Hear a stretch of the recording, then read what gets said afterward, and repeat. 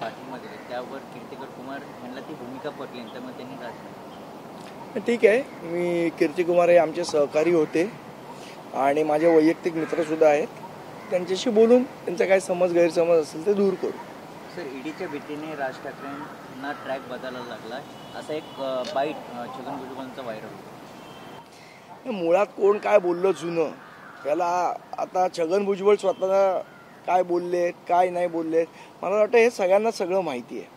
मुळात विषय असा आहे, जी सन्माननीय राजसाहेबांनी भूमिका मांडली ही महाराष्ट्राच्या हिताची आणि देशाचा हित डोळ्यासमोर मांडली. ज्या लोकांना फक्त स्वतःचा स्वार्थ कळतो त्या लोकांना ह्या गोष्टी कळणार पण नाही. ज्यांनी स्वतःच्या भावाचे नगरसेवक चोरले त्यांना काय या गोष्टी कळणार आहेत, त्याग आणि या म्हणजे ते एवढं आहे की आता ज्या आघाडीमध्ये गेले तिथे पण काँग्रेसची जागा ओरबडून खाल्ली ना त्यांनी सांगलीची. ह्यांचं आयुष्य पूर्णपणे लोकांना ओरबाडण्यामध्ये ज्यांचं आयुष्य गेलंय त्यांनी आम्हाला काय शिकवावं. तुम्हाला मुख्यमंत्रीपद पाहिजे होतं म्हणून तुम्ही वेगळी भूमिका घेतली.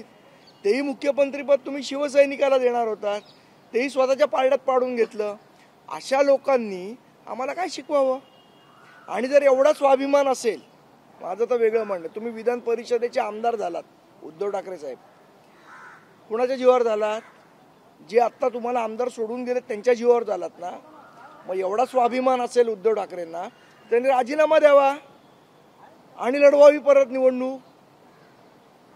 जे संजय राऊत रोज एवढी पकपक करतात त्या संजय राऊत राज्यसभेचे सदस्य कोणाच्या जीवावर झाले?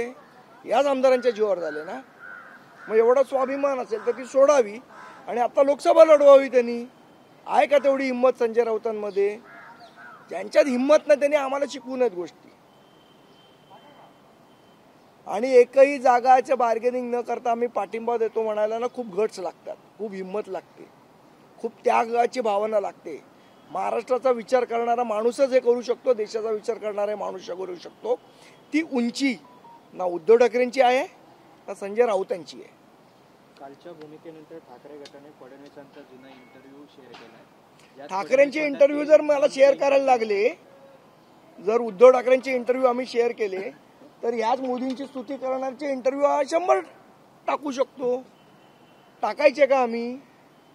स्वतः किती पलट्या मारलेल्या आहेत हे एकदा उद्धव ठाकरेंनी बघावं ना.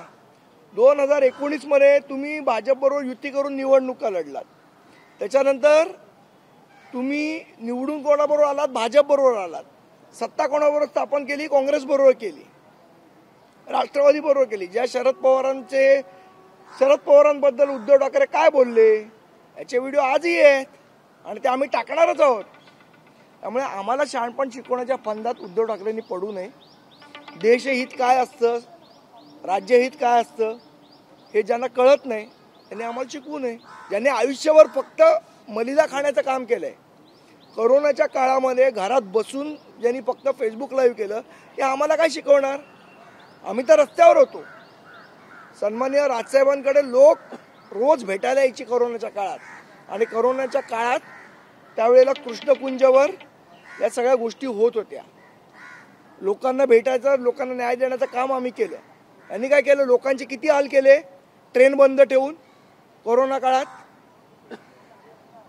ट्रेन बंद ठेवले आणि बसनी प्रवास करता. बसमध्ये कोरोना होत नव्हता काय? खिचडी घोटाळा, बॉडी बॅग घोटाळा, सगळ्यांमध्ये कोरोनाच्या काळात लोकांचे तर हाल केले आणि स्वतः पैसे खाण्याचं काम केलं. हे असल्या लोकांनी आम्हाला शिकवायची गरज नाही. आम्हाला नीतिमत्ता कळते. सर, लोकसभा लढवायची नव्हती तर मग शर्मिला ठाकरेंनी पुण्यात जाऊन साईनाथ बाबरांना दिल्लीत जाण्याचा अहो त्यावेळेला सन्माननीय राजसाहेबांनी निर्णय घेतला होता का? काय हा का प्रश्न आहे का? सर, जितेंद्र आव्हाडांनी सुद्धा याच्यावर टीका केली. जितेंद्र आव्हाड म्हणतात ते बस एवढंच बोलायचं होतं तर ट्विट करायचं, एवढी माणसं आली होती. जितेंद्र आव्हाडांसारख्या मुंकणाऱ्या माणसांवर आम्ही बोलू इच्छित नाही. त्यांची एक गोष्ट धड नाही आणि जितेंद्र आव्हाडांकडनं शिकावं एवढी आत्ता आमची परिस्थिती नाही आहे. जितेंद्र आव्हाडांनी आम्हाला शिकवू नये. स्वतःच्या त्यांनी ठाण्यामध्ये काय करतायत काय नाही करत आहेत त्याचं त्यांनी स्वतःकडे बघावं. यांनी भाजपला पाठिंबा देतो म्हणून अजित पवार साहेबांना पत्र लिहून दिलं आणि आता पलटी मारली. ती का मारली, कशामुळे मारली हे सगळ्या जगाला माहिती आहे. ट्रेनचा आता मुद्दा काढला तो कोरोना काळामध्ये केंद्राकडून केंद्राचा नव्हता. आम्ही स्वतः रेल्वे चे जे अधीक्षक आहेत त्यांना भेटलो होतो, त्यांना निवेदन दिलेलं, त्यांना आमची ट्रेन चालू करायची तयारी आहे, पण महाराष्ट्र सरकार आम्हाला परवानगी देत नाही. विधानसभा विरोधी पक्षनेते वडेट्टीवार यांनी देखील टीका केली कालच्या वर्षावर की आज वाघाची शेळी. मला असं वाटतं काँग्रेसचा आहे ना मोबाईल, हे सिम कार्ड नसलेला मोबाईल आहे. हे सगळे आउटडेटेड नेते आहेत, यांचं काही उरलेलं नाही. आज शिवसेनेने यांना दाबून टाकलं, फुटलेल्या शिवसेनेनी. त्यामुळे यांनी स्वतःची लायकी ओळखावी काय आहे ती वडेट्टीवारांनी. सर, मनसेने बिनशर्त पाठिंबा दिलाय महायुतीला, मात्र महायुतीमध्ये अद्यापही जागा वाटपावरती तिढा आहे. महायुतीमध्येच नाराजी नाट्य पाहायला मिळत आहे, त्यामुळे मनसेचा पाठिंबा देण्यात मला वाटतं तो त्यांचा आपापसातला विषय आहे, ते बसून सोडवतील.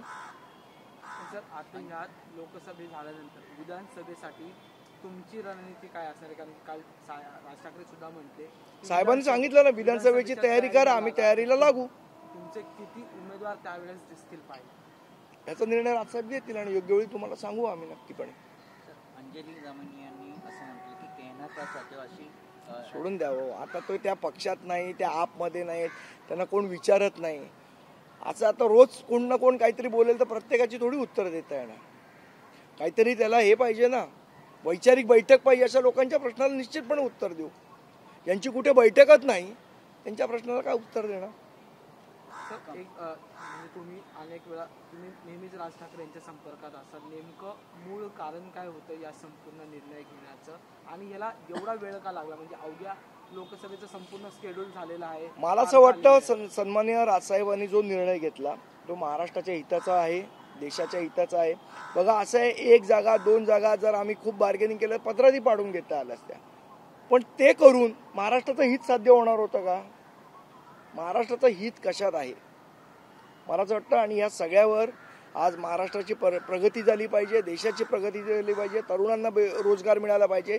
या मुद्द्यांवर आम्ही पाठिंबा दिलाय. नाही तर आम्ही फक्त 1 जागा किंवा 2 जागा या गोष्टींवर भांडत बसलो असतो. तर आज हे जे मुद्दे आहेत, तरुणांना रोजगार असेल, महाराष्ट्राचा विकास असेल, या गोष्टींवर कोण बोलणार? काही लोकांची मानसिकताच 1 जागा आणि 2 जागाची, आमची मानसिकता ही महाराष्ट्राच्या विकासाची आहे. पण सर, आता एक तुमचा सरचिटणीस जे आहेत त्यांनी थेट राजीनामा दिले. मी तुम्हाला सांगितलं की ज्या लोकांचा गैरसमज झाला आहे, आज कीर्तिकुमार शिंदे असतील, हे माझे जुने सहकारी आहेत, अनेक वर्ष आमच्या पक्षात होते आहेत. नेमका त्यांचा काय गैरसमज ते माझे वैयक्तिक मित्र सुद्धा आहेत. मी त्यांच्याशी बोलीन आणि तो विषय सॉर्ट आउट होईल. जेव्हा राज ठाकरे यांनी अमित शहाची भेट घेतली, त्यांना मुक्तीबाबत सांगितलं, त्यावेळी कमळाजी इंजिनवरच आम्ही निवडणूक लढणार असं राज ठाकरेंनी म्हटलं. मात्र भाजपला मनसेची जागा द्यायची नव्हती, फक्त पाठिंबा हवा होता. काय कोण म्हणाल असं? भाजपला ह्या सगळ्या घडामोडीवर कोण म्हणाल असं? नाही असं म्हणजे आता चर्चा सुरू आहे. चर्चा आहे. बघा तुम्हाला मी एक गोष्ट सांगतो गाढवाची. वडील होता आणि मुलगा होता आणि गाढव होतं आणि 3 चाललेले रस्त्यावरनं. लोक वडिलांना काय म्हणाले, अरे काय तुम्ही 3 जण झाले, ते गाढव असंच रिकामं फिरतंय. मग त्यांनी मुलाला बसवलं. मग लोक म्हणायला लागले, अरे मुलाला का बसवलं, खरं वडिलांनी बसायला पाहिजे. वडील बसले. मग लोक म्हणाले, अरे वडील बसले आणि मुलगा चालतोय, बरोबर दिसतं का? मग ते दोघंही गाढवावर बसले आणि मग ते म्हणाले, अरे काय त्या बिचारा गाढवाची तुम्ही काळजी करत नाही. दोघंही जण बसले आणि मग त्या आई वडिलांच्या मुलांनी गाढव अंगावर घेतलं. म्हणजे लोक मूर्ख आहेत का, गाढव कशाला अंगावर घेऊन फिरतात? त्यामुळे कुठलाही तुम्ही निर्णय घेतला तरी लोक बोलत असतात. पण जो महाराष्ट्राच्या हिताचा योग्य निर्णय आहे, देशाच्या हिताचा योग्य निर्णय, तो सन्माननीय राजसाहेबांनी घेतलाय आणि महाराष्ट्र सैनिक म्हणून आम्ही त्याची अंमलबजावणी करू. एबीपी माझा, उघडा डोळे बघा नीट.